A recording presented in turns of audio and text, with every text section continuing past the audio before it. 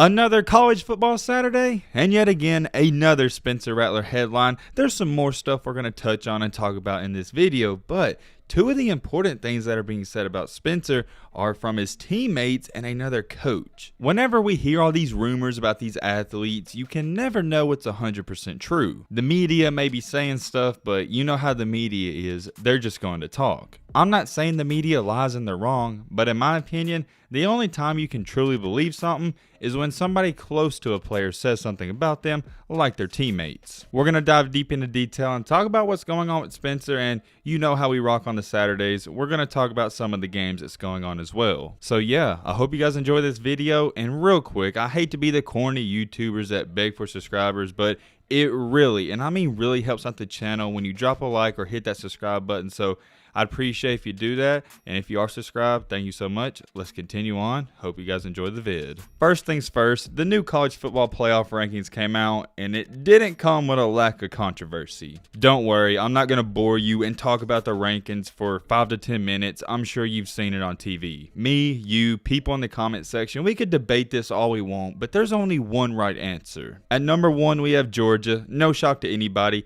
At number 2, you had the slight controversy with Alabama, 3 Michigan, 4 Oregon. To me, the top 4 is fine. I don't have a problem with it. As to when I'm speaking, Michigan State did just lose their game. We all knew they weren't going to make the playoff, but it didn't hurt to have them there. It's not like these were the final rankings. The two teams that's got everybody talking is Cincinnati at 6 and Oklahoma at 8. That shocked me. Cincinnati at 6, that's perfect to me. I don't see the problem. If you think they deserve to be in the top 4, you're out of your mind. I'm going to ask you this. Why in the world do you want to see them get in the playoff just to see them get drumrolled by every other team? It doesn't matter if Cincinnati was playing Georgia, Alabama, Oregon, Ohio State, Oklahoma. It's not going to be competitive. However, with that being said, hear me out. I would like to see Cincinnati in the playoffs like many other people. Here's why. I want to see something different, and I've said it before on this channel. I'm going to say it again so I can give you my perspective. I'm an Alabama football fan, and yes, I get tired of seeing the same teams every single year. I enjoy seeing Alabama winning and doing all that stuff, but for the playoff and football's sake, to save the game, we got to expand the playoff to 8 to 12 teams. The problem, and where everybody's missing the line on this, isn't that Cincinnati's at 6 and Oklahoma's at 8. The problem is the format. It needs to be 12 teams. That's why I'm going to spend zero to any time at all talking about where these teams should be ranked. Obviously, we've gained a lot of Oklahoma fans because we've been talking about their quarterback situation.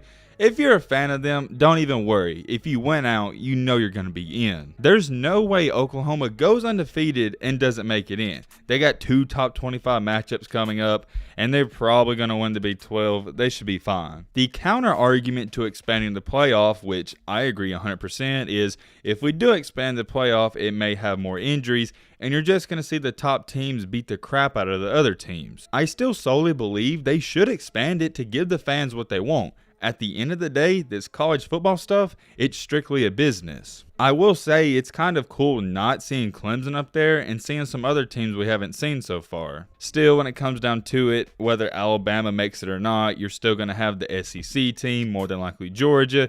You may have Ohio State or the winner of the Big Ten, Oklahoma, and another team. So right there, when you look at it, all those teams I just said, they've made the playoff. That's my argument, and I think we can all agree on that in the comment section. The rankings are not a problem. I think they got it right. The problem is the format and the system we're currently in. That's what makes March Madness so fun and so marketable. You can see all these upsets happen. And I'm not saying upsets won't happen in college football, but we all know it's going to be more rare. For example, the chances of Cincinnati beating a Georgia, Ohio State, Alabama, or Oklahoma is almost slim to none. If you disagree with what I just said, I highly doubt you watch any football at all. Cincinnati does not look like a good team. They've been struggling the past 2 to 3 weeks with losing record teams. And y'all really want to see them get in the playoff just to get curb stomped by Georgia? Come on now. Anyways, continuing on with this video, that's my opinion on the playoffs. Let's continue on. Today was arguably one of the more boring days of the college football community. Not too many big time upsets and good games overall. We did see Cincinnati have a scare. They only won by 8 points.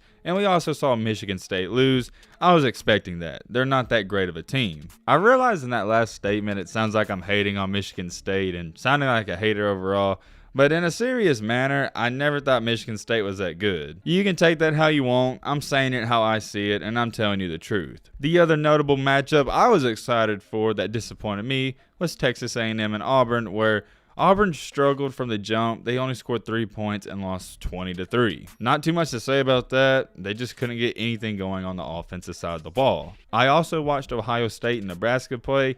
It wasn't pretty, but a win's a win. And last but not least, before we get into this Spencer Rattler drama, North Carolina and Wake Forest, what's going on? Are we playing basketball early? The final score was a basketball score. It was 58-55. Imagine scoring 55 points and losing. And now, as to when I'm currently speaking, the game may be over when you see this. Oregon is trailing to Washington 9-3. Like I said, not all too much to get into with the games today. Kind of boring. Let's get into the main topic of this video. Oklahoma didn't play today. They had a bye week. Even though they had a bye week, Spencer's still making news. I don't have to go over the backstory. If you're not caught up on it by now, you can go watch some previous videos. Since Rattler has gotten benched, it's been a tough experience. Mentally, there's a lot of ups and downs, and it's hard to go from being the star player to a backup quarterback to a freshman. Ever since all this drama's been going on, there's been speculations, and it's looked like and appeared he hasn't been that great of a teammate. During the games, if you watch, you can see him. He's not smiling or celebrating with the team too much, which I completely understand 100%. He's not happy about what happened. For Rattler, it kind of looks bad because anything he does, it's going to be brought into the spotlight, and people are saying he's not a good teammate. Despite all those rumors, his teammates have recently come out with their own public statements about him. It was said that many of his teammates were expecting him to have an even worse attitude once he lost the job. But a defensive player, a senior that goes by the name of Justin Broyles, said this: Spence could have went one of two ways. He could have went to the left or he could have went right. Let's say the left was a self-pity role and right was stay confident, stay ready, and stays poised role. Also adding, that's a testament to see how mentally tough he is, with everybody scrutinizing, with everybody throwing logs to add to his fire that's burning inside of him. That's a testament to his mentality. I know you're sitting there thinking, from those quotes, we don't get a clear message as to what he's even trying to say. However, recently in a different interview, wide receiver Drake Stoops said this about Rattler. He said this about how he was handling the situation. It says a lot about him, the person that he is, and the character that he has. Just like Justin said earlier, he could have gone one or two ways, and he's taken the route of being a great teammate. He's coaching up younger guys, still being the leader that he is. He's one of our team captains, and it says a lot about his character. He comes in, and he's still bombing it just like always. That's not going to change. That's who he is. We got some more quotes to read about him that I found really intriguing. Before we go on, I do want to speak on those. That's almost the opposite of what we're hearing from the media and what people are saying. Most people are saying, yo, he's not a good teammate, but from his teammates themselves, he sounds okay. They also interviewed Pat Fields, who's a safety for the team. Here's what he had to add. He's helped Caleb with things. He helped kind of give Caleb his experience and things like that. He stayed positive, kind of like talking and being a little bit more competitive in practice and things like that. So I just love seeing him go out there and make a couple of plays, make a couple of throws that we're all used to seeing, and everybody celebrate him. He was referring to the game against Texas Tech. In that quote right there, we see where a teammate, a starting teammate, a guy who's respected on the team, said that Spencer Rattler is, in matter of fact, helping Caleb Williams. I found that intriguing because I'm not going to lie, you wouldn't really expect him to help a guy take his own job. Rattler's going to get a lot of backlash. Some people hate him, some people love him, some people are in between. If you are on the fences and don't know how to feel, if I can somewhat change your mind, I'm going to leave you with this. Does Rattler have a big ego? Is he overconfident? Debatable. Some people think he is, some don't. Is he the best teammate? Debatable. Is he the best quarterback? Debatable. You could go on and on. He has my respect because I've seen time after time where these big time star players, they don't get their way and they leave right away. He didn't do that. Things aren't going his way, and he's handling it to the best of his ability. He's still helping his team. We've heard it from his teammates themselves, and he's still ready to play. You gotta respect it. Not only are his teammates praising him, his head coach is praising him. Here's what he had to say about his teammates' comments. Head coach Riley added, "I've been saying this all along, and I think maybe people on the outside don't believe me. Whatever. But do you think the team would have reacted the way if all that stuff that people have been reporting on the outside was true? There you go. That narrative needs to end." Right there, you see it exactly what I'm talking about. He gets a bad rep from the media, but his teammates and coaching staff, it appears they really like him. After seeing all those comments, it's hard to question his character. I'm not gonna lie, the more all this goes on, the more good things I hear about him. Rattler is somewhat growing on me. I can't believe I'm saying that. A month ago, I didn't really care for him. Now, he's starting to grow on me. In life, it doesn't matter what happens to you, it's how you handle what happens to you.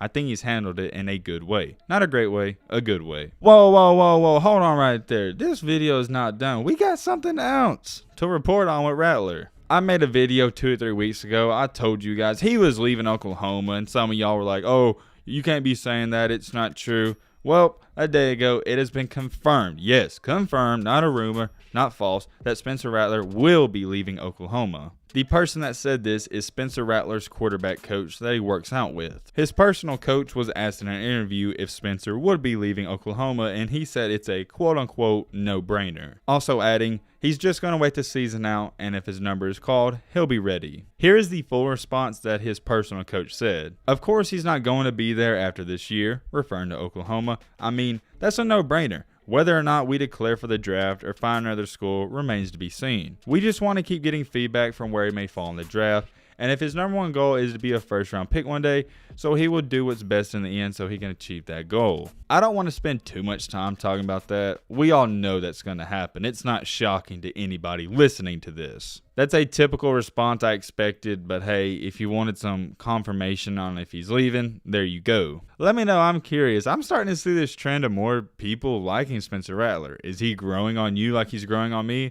Drop the comments down below, but with all that being said, that's going to wrap up this video. Hope you guys enjoyed. Hope you guys learned something. If you're new to the channel, what you doing? I'd appreciate if you join the family. Hit that subscribe button and leave a like for more.